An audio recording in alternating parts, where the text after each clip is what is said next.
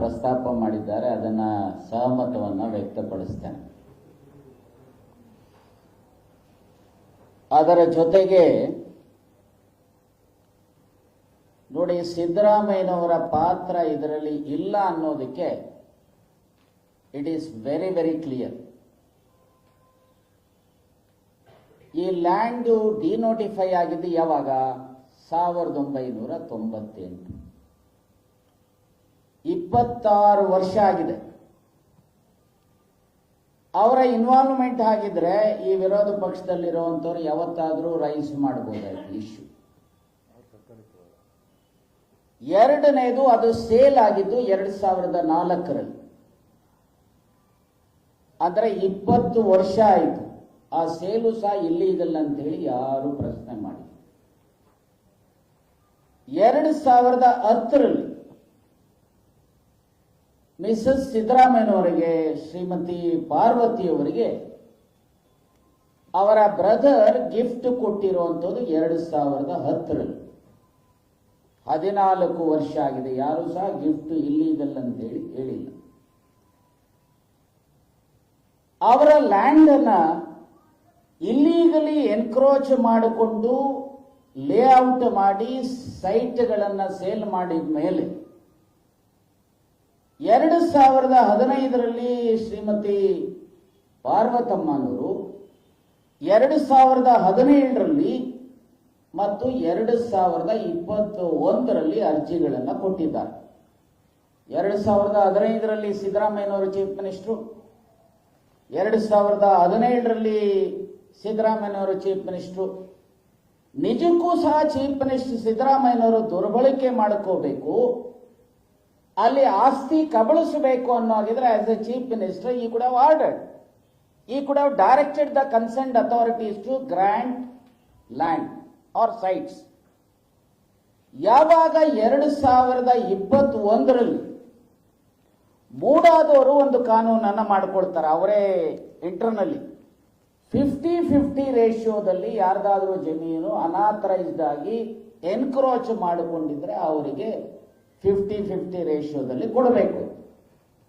ಹಾಗೆ ಕೊಟ್ಟಂತ ಅರ್ಜಿ ಹಿನ್ನೆಲೆಯಲ್ಲಿ ಆಗಿದ್ದಂತ ಸರ್ಕಾರ ಯಾರ್ದು? 2021ರಲ್ಲಿ. ಅವಾಗೇನು ಸಿದ್ದರಾಮಯ್ಯ ಚೀಫ್ ಮಿನಿಸ್ಟರ್ ಅಲ್ಲ. ಆಗ ಇದ್ದಂತ ಸರ್ಕಾರ ಬಿಜೆಪಿ ಸರ್ಕಾರ. ಬಿಜೆಪಿಯ ಮೂಡ ಅಧ್ಯಕ್ಷರಿದ್ದಂಥವರು ಬಿಜೆಪಿನವರು, ಮುಖ್ಯಮಂತ್ರಿಗಳು ಸರ್ಕಾರ ಇದ್ದಂಥದ್ದು ಸಹ ಬಿಜೆಪಿನವರು. ಇದರಲ್ಲಿ ಸೈಟ್ ಕೊಡೋದರಲ್ಲಾಗಲಿ ಅಥವಾ ಡಿನೋಟಿಫೈ ಮಾಡೋದರಲ್ಲಿ ಮತ್ತೊಂದರಲ್ಲ ಏನಾದರೂ ಸಿದ್ದರಾಮಯ್ಯನವರು ಇನ್ವಾಲ್ವ್ ಆಗಿದ್ದಾರೆ. So as chief minister, as leader of opposition, as MLA ಅವರ ಡೆಪ್ಟಿ ಚೀಫ್ ಮಿನಿಸ್ಟರ್ ಎಲ್ಲಾದರೂ ಇನ್ವಾಲ್ವ್ ಆಗಿದ್ರೆ ಯಾವುದಾದ್ರೂ ಹಂತದಲ್ಲಿ ಬಿಜೆಪಿನವರಾಗ್ಲಿ JDSನವರಾಗ್ಲಿ ಪ್ರಶ್ನೆ ಮಾಡಬಹುದಾಗಿತ್ತು. ಯಾಕೆ ಮಾಡಲಿಲ್ಲ? ಅಂತ ಹೇಳಿದ್ರೆ ಸಿದ್ದರಾಮಯ್ಯನವರ role was not there in this regard. That is why ಅವರು ಯಾರು ಮಾಡಲಿಲ್ಲ. ಈಗ ಯಾಕೆ ಮಾಡ್ತಾ ಇದ್ದಾರೆ ಅಂತ ಹೇಳಿದ್ರೆ, ಪಾಪ ಮೋದಿಯವರು 400 ಸೀಟನ್ನು ಎಕ್ಸ್ಪೆಕ್ಟ್ ಮಾಡಿದ್ರು.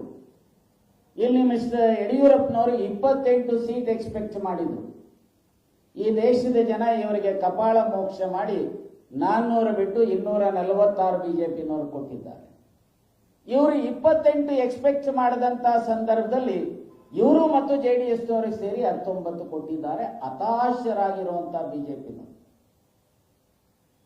ಹತಾಶರಾಗಿರುವಂತಹ ಬಿಜೆಪಿನವರು ಇವತ್ತು ಸಿದ್ದರಾಮಯ್ಯನವರ ಮುಖಕ್ಕೆ ಕೆಸರೆರಚುವಂತ ಅಪ್ರಾಮಾಣಿಕವಾದಂತ ಪ್ರಯತ್ನ ಇವತ್ತು ಭಾರತೀಯ ಜನತಾ ಪಾರ್ಟಿಯವರು ಮಾಡ್ತಾ ಇದ್ದಾರೆ. ನೋಡಿ, ಕಾನೂನಲ್ಲಿ ಸ್ಪಷ್ಟ ಇದೆ. Article 300A, right to property. ಏನ್ ಹೇಳ್ತಾರೆ ರೈಟ್ ಟು ಪ್ರಾಪರ್ಟಿನಲ್ಲಿ? persons not to be deprived of property save by authority of law. No person shall be deprived of his property save by authority of law. ಇಲ್ಲಿ ಕಾನೂನ ಚೌಕಟ್ಟಿನಲ್ಲಿ ಶ್ರೀಮತಿ ಪಾರ್ವತಮ್ಮನವರು ಈ ಜಮೀನನ್ನ ಪಡೆದಿದ್ದಾರೆ. ಯಾಕ್ರಿ ಅವರ ಹಕ್ಕಿಂದ ಡಿಪ್ರೈವ್ ಆಗಬೇಕು? ಇನ್ಫ್ಯಾಕ್ಟ್ 2010ರಲ್ಲಿ ಸುಪ್ರೀಂ ಕೋರ್ಟ್ ಹೇಳ್ತಾರೆ, illegal forcible eviction from the land even by the government by executing order is not permissible. ಮೂಡಾದವರಿಗೆ ಯಾವುದೇ ಅಧಿಕಾರ ಇಲ್ಲ, ಕಾನೂನು ಇಲ್ಲ, ಎವಿಕ್ಟ್ ಮಾಡಲಿಕ್ಕೆ ಅಥವಾ ದುರ್ಬಳಕೆ ಮಾಡಿಕೊಳ್ಳಿಕ್ಕೆ ಆಗೋದಿಲ್ಲ ಅಂತ ಹೇಳಿ ಸುಪ್ರೀಂ ಕೋರ್ಟ್ನವರು ಹೇಳ್ತಾರೆ. ಇನ್ನೊಂದು ಹೆಚ್ಚೆ ಹೋಗಿ ಹೇಳ್ತಾರೆ ಸುಪ್ರೀಂ ಕೋರ್ಟ್ ಅಥಾರಿಟೀಸ್ಗೆ, under article 300A and legal rights, hence state exercise his powers with great care and circumspection ಅಂತ ಹೇಳಿ ಇಲ್ಲಿ ಯಾವ ಕೇರ್ ತೆಗೆದುಕೊಂಡಿದ್ದಾರೆ? ಬೇರೆಯವರ ಪ್ರೈವೇಟ್ ಲ್ಯಾಂಡ್ ಅನ್ನ, ಡಿನೋಟಿಫೈ ಇರುವಂತಹ ಲ್ಯಾಂಡ್ ಅನ್ನ ಬೇಕಾಬಿಟ್ಟಿ ಮನಸ ಇಚ್ಛೆ ಅಧಿಕಾರಿಗಳು ಅದನ್ನ ಆಕ್ರಮಿಸಿಕೊಂಡು ಬೇರೆಯವರಿಗೆ ಸೈಟ್ ಮಾಡ್ತಾರೆ ಅಂತಂದ್ರೆ ಅದು article 300A of the constitution of ಇಂಡಿಯಾಗೆ ವಿರುದ್ಧವಾಗಿದೆ. As a citizen of this state or this country, Shrimati Parvatamma, she is entitle for relief.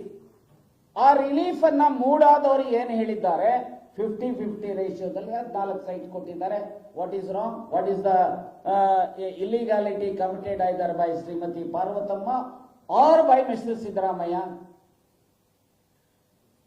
So ಇದನ್ನು ಈಗ ಏನಾಗಿದೆ, ಭಾರತೀಯ ಜನತಾ ಪಾರ್ಟಿಯವರು they are in a hurry, ಏನಾದರೂ ಮಾಡಿ ಈ ಸರ್ಕಾರನ ಡಿಸ್ಟೆಬಿಲೈಸ್ ಮಾಡಿ ಈ ಸರ್ಕಾರನ ಆಕ್ರಮಿಸಿ. ಯಾಕಂದ್ರೆ ಪದೇ ಪದೇ ಕುಮಾರಸ್ವಾಮಿ ಹೇಳಿದ್ರು, ವಿಜಯೇಂದ್ರ ಹೇಳಿದ್ರು, ಯಡಿಯೂರಪ್ಪ ಹೇಳಿದ್ರು, ಕೊನೆಗೆ ಇವರು ಯಾರು ವಿರೋಧ ಪಕ್ಷದ ಅಪ್ಪರ್ ಹೌಸ್ನ ನಾರಾಯಣ ಸ್ವಾಮಿನೂ ಸಹ ಒಂದು ವಾರದಲ್ಲಿ ಈ ಸರ್ಕಾರ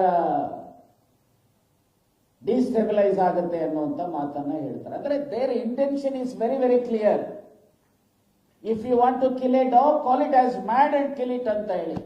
ಸೊ ಸಿದ್ದರಾಮಯ್ಯನವರು ಏನೂ ಮಾಡದೇ ಇದ್ರು ಸಹ ಅವರು ಭ್ರಷ್ಟರು, ಅವರು ಈ ಜಮೀನನ್ನ ಕಬಳಿಸಲಿಕ್ಕೆ ಪ್ರಯತ್ನ ಮಾಡಿದ್ದಾರೆ ಅಂತೇಳಿ ಇವತ್ತು ವಿನಾಕಾರಣ ಜನರಿಗೆ ತೊಂದರೆ ಕೊಟ್ಟು ಪಾದಯಾತ್ರೆ ಮಾಡ್ತಾ ಇದ್ದಾರೆ. ನಾನು ಇಷ್ಟೇ ಹೇಳ್ತೇನೆ, ಈ ರಾಜ್ಯದ ಜನ ಅರ್ಥ ಮಾಡ್ಕೊಳ್ತಾರೆ ಅಂತೇಳಿ. ಇನ್ನು ಎರಡನೇದು ಬರುವಂಥದ್ದು ಯಾರು ಮಿಸ್ಟರ್ ಅಬ್ರಹಾಂ ಅವರು ಅರ್ಜಿಯನ್ನ ಹಾಕಿದ್ದಾರೆ. ಈ ಅರ್ಜಿಗೆ ಸ್ಯಾಂಕ್ಷನ್ ಕೊಡಬೇಕಾದ, ಈ ಅರ್ಜಿಗೆ ಸ್ಯಾಂಕ್ಷನ್ ಕೊಡುವಂಥದ್ದು ನಿಜ. ಯಾರು ಅಪಾಯಿಂಟಿಂಗ್ ಅಥಾರಿಟಿ ಇರ್ತಾರೆ ಅವರು ಅರ್ಜಿಯನ್ನ ತೆಗೆದುಕೊಂಡಾದ ಮೇಲೆ ಅವರಿಗೆ ಕೊಡ್ತಕ್ಕಂಥದಕ್ಕೆ ಸ್ಯಾಂಕ್ಷನ್ ಅವಕಾಶ ಇದೆ. AR 2001 SC page 2547 PK Pradhan versus state of Sikkim. ಇದರಲ್ಲಿ ಸುಪ್ರೀಂ ಕೋರ್ಟ್ನವರು ಕಾನೂನನ್ನ ಲೇ ಡೌನ್ ಮಾಡಿದ್ದಾರೆ. ಅದರಲ್ಲಿ ಸ್ಪಷ್ಟವಾಗಿದೆ, ಏನು ಹೇಳ್ತಾರೆ, necessity of sanction, there must be reasonable connection. There must be reasonable connection between act complied of and official duty. There must be a reasonable connection between act of complying and the official duty. ಏನು ಹೇಳ್ತಾರೆ ಇಲ್ಲಿ, ಈ ಪ್ರಕರಣ ಆಗಿರುವಂತದಕ್ಕೂ official ಡ್ಯೂಟಿಗೆ is there any connection? ನಿಮಗೆ time ಆದರೂ ಸಹ ಒಂದು ನಿಮಿಷ ತೆಗೆದುಕೊಳ್ಳಿಕ್ಕೆ ಬಯಸ್ತೇನೆ. The legislative mandate engrafted in the subsection 1 of section 197 debarring a court from taking cognizance of an offence except with the previous sanction of the government concerned in a case where the acts complained of are alleged to have been committed by a public servant in discharge of his official duty or purporting to be in the discharge of his official duty, and such public servant is not removable from office save by or with the sanction of the government touches the jurisdiction of the court itself. It is a prohibition imposed by the statute from taking cognizance. No question of sanction can be arise under section 197 unless the act complied of, this is more important, unless the unless the act complied of is an offence, the only point of determination is whether it was committed in the discharge of official duty. ನಾನು ನಿಮ್ಮ ಮೂಲಕ ಕೇಳಲಿಕ್ಕೆ ಬಯಸ್ತೇನೆ, as chief minister or as an MLA or as a opposition party leader or in any other capacity, as Mr. Siddaramaiah has committed any offence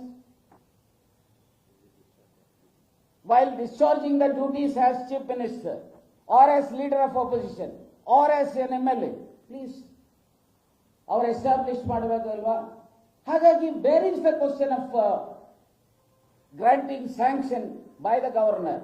ಹಾಗಾಗಿ governor in fact ಆ threshold ಅಲ್ಲಿ in the beginning itself you should have rejected the application made by mister Abraham. ನೋಡಿ, ಹಾಗೆ prevention of corruption act ಅಲ್ಲಿ section 19 ಕೆಳಗಡೆ again it is also ಇದು ಇಲ್ಲಿ AR 1958 ಆಗಲೇ ಲಾ ಲೇ ಡೌನ್ ಮಾಡಿದ್ದಾರೆ. SC page 124 Jaswant Singh versus state of Punjab. ಇಲ್ಲಿ ಏನ್ ಹೇಳ್ತಾರೆ, sanctioning authority should apply his mind before giving sanction, before giving notice. Has mister governor has applied his mind? ಅವರ ಅಪ್ಲಿಕೇಶನ್ ಆಫ್ ಮೈಂಡ್ ಇದ್ದಿದ್ರೆ ಅಫಿಷಿಯಲ್ ಡ್ಯೂಟಿ ಸಿದ್ದರಾಮಯ್ಯ ಡಿಸ್ಚಾರ್ಜ್ ಮಾಡುವಂತದ್ರಲ್ಲಿ offence ಆಗಿದೆಯಾ ನೋಡಬೇಕಾಗಿತ್ತು. What guilt he has committed ನೋಡಬೇಕಾಗಿತ್ತು. So ಯಾರೋ ಹೇಳಿದ್ರು, ಮೋದಿ ಹೇಳಿದ್ರು, ಅಮಿತ್ ಶಾ ಹೇಳಿದ್ರು, ಯಡಿಯೂರಪ್ಪ ಹೇಳಿದ್ರು, ವಿಜಯೇಂದ್ರ ಹೇಳಿದ್ರು. ಸೊ ಅದು ಅಪ್ಲಿಕೇಶನ್ ಆಫ್ ಮೈಂಡ್ ಆಗಲಿಕ್ಕೆ ಸಾಧ್ಯ ಇಲ್ಲ. ಸೊ ಹಾಗೆ ಇದರಲ್ಲಿ ಅನೇಕ ಜಡ್ಜ್ಮೆಂಟ್ಸ್ ಇದ್ದಾವೆ. ಇನ್ನೊಂದು ಮಾತನ್ನ ಹೇಳ್ತಾರೆ, ಸುಪ್ರೀಂ ಕೋರ್ಟ್ನವರೇ ಹೇಳ್ತಾರೆ, complainant he has to approach the authority with clean hands. He has to approach the authority with clean hands, and there must be sufficient and trustworthy materials to consider by the sanctioning authority. ಎಲ್ಲಿದೆಯಪ್ಪ ಇಲ್ಲಿ? ಎಲ್ಲಿದೆ materials ಇವರು mister Abraham place ಮಾಡಿರುವಂಥದ್ದು? ಹಾಗಾಗಿ ನಾನು ಸ್ಪಷ್ಟವಾಗಿ ಹೇಳಿಕೆ ಬಯಸ್ತೇನೆ, without application of mind ಇವತ್ತೇನು ನೋಟಿಸ್ ಅನ್ನು ಇಶ್ಯೂ ಮಾಡಿದ್ದಾರೆ, ಅದರಲ್ಲೂ ತರಾತುರಿನಲ್ಲಿ ಇಶ್ಯೂ ಮಾಡಿದ್ದಾರೆ. ಬೇರೆ ಕೇಸುಗಳಲ್ಲಿ, ಈಗ ಬಿಜೆಪಿಯವರ ಕೇಸುಗಳಲ್ಲಿ ವರ್ಷಗಳಾದರೂ ಸ್ಯಾಂಕ್ಷನ್ಗೆ ಆ ಫೈಲ್ಗಳನ್ನು ತೆಗೆದುಕೊಂಡಿಲ್ಲ. Why so hurry in this case? There must be a dictum from the Delhi.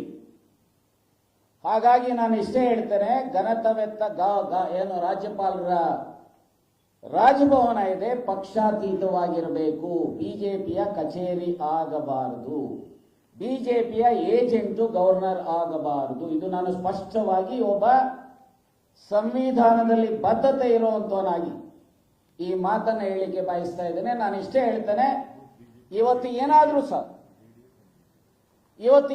ಸಹ ಅಥವಾ NDA, BJP JDS NDA. So ಇವತ್ತು ನಾನು ಇಷ್ಟೇ ಕೇಳ್ತೇನೆ, ಯಡಿಯೂರಪ್ಪನವರಿಗೆ ನಿಮ್ಗೇನಾದರೂ, ವಿಜಯೇಂದ್ರ ನಿಮ್ಗೇನಾದರೂ ಮಾನ ಮರ್ಯಾದೆ ಇದೆಯಂತ? ಆ ರಾಮಲಿಂಗಂ ಹತ್ರ BDA ಹಗರಣದಲ್ಲಿ RTGS ಮೂಲಕ ಲಂಚ ತೆಗೆದುಕೊಂಡಿದ್ದೀರಿ. There is a case against you, still it is pending. ಅದರಲ್ಲಿ RTGS ಇಲ್ಲಿಂದ ಆ ಶೇಷಾದ್ರಿಪುರಂ ಬ್ಯಾಂಕ್ಗೆ RTGS ಮಾಡ್ತಾರೆ ನಿಮ್ಮ ಕುಟುಂಬದವರ ಹೆಸರಿಗೆ. ಆ ಬ್ಯಾಂಕಿಂದ ವೆಸ್ಟ್ ಬೆಂಗಾಲ್ಗೆ ಸೆಲ್ ಕಂಪನೀಸ್ಗೆ ಹೋಗ್ತಾ, ಆ ಸೆಲ್ ಕಂಪನೀಸ್ ಮತ್ತೆ ಕರ್ನಾಟಕಕ್ಕೆ ಬರುತ್ತೆ. ಇಷ್ಟೆಲ್ಲ ಲೂಟಿ ಹೊಡೆದಿದ್ರೆ ನಾಚಿಕೆ ಆಗೋದಿಲ್ವಾ ಮಿಸ್ಟರ್ ವಿಜಯೇಂದ್ರ ಯಡಿಯೂರಪ್ಪನವರೇ? ನಿಮ್ಮ ತಟ್ಟೆನಲ್ಲಿ ಹೆಗಣ ಬಿದ್ದಿದೆ, ಅದನ್ನು ನೋಡಕ್ಕಾಗದೆ ವಿನಾಕಾರಣ ಇವತ್ತು ಸನ್ಮಾನ್ಯ ಸಿದ್ದರಾಮಯ್ಯನವರ ಸರ್ಕಾರ, ಡಿ ಕೆ ಶಿವಕುಮಾರ್ ಅವರ ಸರ್ಕಾರ, ಕಾಂಗ್ರೆಸ್ಸಿನ ಸರ್ಕಾರ ಜನಪರವಾಗಿ ಕೆಲಸ ಮಾಡ್ತಾ ಇರೋದನ್ನ ಸಹಿಸ್ಲಿಕ್ಕಾಗದೆ ಸಿದ್ದರಾಮಯ್ಯನವರಿಗೆ ಕೆಸರೆರಚುವಂತ ಪ್ರಯತ್ನ ಏನು ಮಾಡ್ತಾ ಇದ್ರಿ, ಕಾಂಗ್ರೆಸ್ ಸರ್ಕಾರಕ್ಕೆ ಕೆಸರೆರಚುವಂತ ಪ್ರಯತ್ನ ಏನು ಮಾಡ್ತಾ ಇದ್ರಿ, ಇದು ಶೋಭೆ ತರುವಂತದ್ದಲ್ಲ. ನಾನು ಇಷ್ಟೇ ಹೇಳ್ತೇನೆ, ನಿಮಗೆ ಭಾರತೀಯ ಜನತಾ ಪಾರ್ಟಿಯವರಿಗೆ ದಮ್ ಇದ್ರೆ, ತಾಕತ್ತಿದ್ರೆ, ಮೂಡಾದಲ್ಲಿ ಸುಮಾರು 265 ಎಕರೆ ಡಿನೋಟಿಫೈ ಮಾಡಿದ್ದಾರೆ. ಎಲ್ಲ ಶಾಸಕರುಗಳು, ಬಹಳಷ್ಟು ಜನ ಶಾಸಕರುಗಳು ಅಲ್ಲಿ ಕಾಂಪಿಟೇಷನ್, ಮೂಡ ಮೆಂಬರ್ ಆಗೋದಕ್ಕೆ MLAಗಳು MLCಗಳಿಗೆ ಕಾಂಪಿಟೇಷನ್ ಅಂತ ನಾನು ನೆನ್ನೆ ಮೈಸೂರಲ್ಲಿ ಇದರಲ್ಲಿ ಜನ ಹೇಳ್ತಾ ಇದ್ದೆ. ಯಾಕಂದ್ರೆ ಇಲ್ಲಿ ಹೇಗಾದರೂ ಮಾಡಿ ಲ್ಯಾಂಡ್ ಗ್ರ್ಯಾಬ್ ಮಾಡಲಿಕ್ಕೆ ಸಾಧ್ಯತೆ ಇದೆ ಅಂತೇಳಿ ನಾನು ಇಷ್ಟೇ ಹೇಳ್ತೇನೆ. ಪ್ರಾಸಿಕ್ಯೂಟ್ ಮಾಡಬೇಕಾಗಿರುವಂಥದ್ದು ಸಿದ್ದರಾಮಯ್ಯನವರ ಅಲ್ಲ, ಅವ್ರ ಮೇಲೆ ಅಲ್ಲ. ಪ್ರಾಸಿಕ್ಯೂಟ್ ಮಾಡಿರುವಂಥದ್ದು ಕಾನೂನು ಬಾಹಿರವಾಗಿ ಯಾರ್ಯಾರು MLAಗಳು MLCಗಳು ಇನ್ನಿತರರು ಅಲ್ಲಿ ಕಾನೂನು ಬಾಹಿರವಾಗಿ ಸೈಟ್ಗಳನ್ನು ತೆಗೆದುಕೊಂಡಿದ್ದಾರೆ, ಡಿನೋಟಿಫೈ ಲ್ಯಾಂಡ್ಗಳನ್ನು ಮಾಡಿಸಿಕೊಂಡಿದ್ದಾರೆ. ಅದಕ್ಕೆ ಸಹಕಾರ ಕೊಟ್ಟಿರುವಂತಹ ಅಧಿಕಾರಿಗಳ ಮೇಲೆ ಮಾಡಬೇಕೇ ಹೊರತು ಯಾವುದೇ ರೋಲ್ ಇಲ್ಲದೆ ಇರ್ತಕ್ಕಂಥ ಪಾಪ ಸಿದ್ದರಾಮಯ್ಯನವರ ಮೇಲೆ ಗವರ್ನರ್ ಆಫೀಸನ್ನ ಬಳಸಿಕೊಂಡು ಬಿಜೆಪಿ, JDS ಮತ್ತು ಅಬ್ರಾಹಂ ಅವರನ್ನ ಹೆಸರೇ ಬಳಸಿಕೊಂಡು ಇವತ್ತೇನು ಹೊರಟಿದ್ದೀರಿ, ಇದು ಶೋಭೆ ತರೋದಿಲ್ಲ. ಈ ದೇಶದಲ್ಲಿ ಜನ ಅರ್ಥ ಮಾಡ್ಕೊಳ್ತಾರೆ. ಇಲ್ಲಿ ಸಿದ್ದರಾಮಯ್ಯನವ್ರಿಗೆ ತೊಂದರೆ ಕೊಡ್ತೀರಿ, ಅಲ್ಲಿ ಡೆಲ್ಲಿನಲ್ಲಿ ಕೇಜ್ರಿವಾಲ್ ಅವರಿಗೆ ತೊಂದರೆ ಕೊಡ್ತೀರಿ, ಅಲ್ಲಿ ಮಹಾರಾಷ್ಟ್ರದಲ್ಲಿ ಶರದ್ ಪವಾರ್ಗೆ ತೊಂದರೆ ಕೊಡ್ತೀರಿ, ಅಲ್ಲಿ ವೆಸ್ಟ್ ಬೆಂಗಾಲ್ ಅಲ್ಲಿ ಮಮತಾ ಬ್ಯಾನರ್ಜಿ ಅವರಿಗೆ ತೊಂದರೆ ಕೊಡ್ತೀರಿ. ಅಷ್ಟೇ ಅಲ್ಲ, ಪಾರ್ಲಿಮೆಂಟಿನ ಅಧಿಕೃತ ವಿರೋಧ ಪಕ್ಷದ ನಾಯಕರಾಗಿರುವಂತ ರಾಹುಲ್ ಗಾಂಧಿಯವರಿಗೆ ಇಡಿ ಬೆದರಿಕೆ ಕೊಡುವಂತಹ ಸ್ಥಿತಿಗೆ ನಿಮ್ಮ ಸರ್ಕಾರ ಹೋಗಿದೆ. ನಾನು ಇಷ್ಟೇ ಹೇಳ್ತೇನೆ, ಮೋದಿಯವರ ಸರ್ಕಾರ ಇರ್ಬೋದು, ಈ ರಾಜ್ಯದಲ್ಲಿರುವಂತಹ ಬಿಜೆಪಿ ಪಕ್ಷ ಇರ್ಬೋದು, ನಿಮಗೆ ಬುದ್ಧಿ ಕಲಿಸುವಂತಹ ದಿನಗಳು, ಜನ ಬುದ್ಧಿ ಕಲಿಸುವಂತಹ ದಿನಗಳು ದೂರ ಇಲ್ಲ. ಹಾಗಾಗಿ ಈ ನಿಮ್ಮ ಅಲಿಗೇಷನ್ ಏನಿದೆ ವಿಡ್ರಾ ಮಾಡಬೇಕು. ರಾಜ್ಯದ ಜನತೆಯ ಅನ್ಕಂಡೀಷನಲ್ ಆಗಿ ಅಲಿಗೇಷನ್ ಮಾಡಿರ್ತಕ್ಕಂಥ ಅದಕ್ಕೆ ಭಾರತೀಯ ಜನತಾ ಪಾರ್ಟಿ ಮತ್ತು JDSನವರು ಅನ್ಕಂಡೀಷನಲ್ ಆಗಿ ರಾಜ್ಯದ ಜನತೆಯ ಕ್ಷಮೆಯನ್ನು ಯಾಚಿಸಬೇಕು ಅಂತೇಳಿ ಆಗ್ರಹಪೂರ್ವಕವಾಗಿ ಆಗ್ರಹಿಸ್ತೇನೆ. ನೀವೇ ಕನ್ಕ್ಲೂಷನ್ ಮಾಡ್ತಾ ಇರ್ತೀರಿ.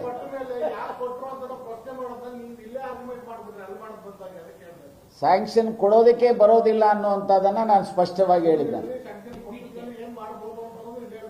ಅಲ್ಲ, ಅದು ಬೇರೆ. ಫಸ್ಟ್ ಆಫ್ ಆಲ್ ಕೊಡೋದಕ್ಕೆ ಬರೋದಿಲ್ಲ.